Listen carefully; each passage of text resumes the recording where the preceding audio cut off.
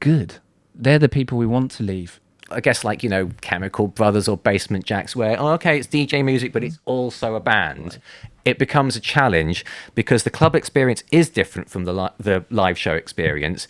But how do you find a way to do both? So obviously there's a weighting where on the club side, there is more freedom to play other people's tracks. In fact, you can turn up and not play one of your tracks all night, which is a different thing from, I think a live show is like, look, this is us, this is what we do, we're going to show you what you show as our thing. It's quite hard, and we've struggled with it, to make a brand that can cover both. Mm-hmm. There's definitely been a point where we got, we were making an album. I think the album was probably Mash Pop and Punx Step, and so the whole point of the album is clashing heavy metal, Brazilian, drum and all these different things. Then we got offered like residencies at Eden in Ibiza, and it's like you've got to play funky house for 2 hours, and it's like, well, I'm not going to say no to the booking, but how do we make it the same act? And that is a challenge. I think with hindsight, when you were in your like 20s and 30s and you're trying to make a career, one of the things that we did was obviously we had to try and mold to a certain archetype in certain scenarios. I remember one of the first gigs we played,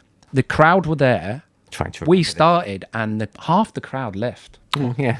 And the promoter stood next to me and I'm embarrassed because he's like, one of my first big gigs as the young Punx. And I said to him, dude, like, they're leaving. And I remember his advice to this day. Good. They're the people we want to leave.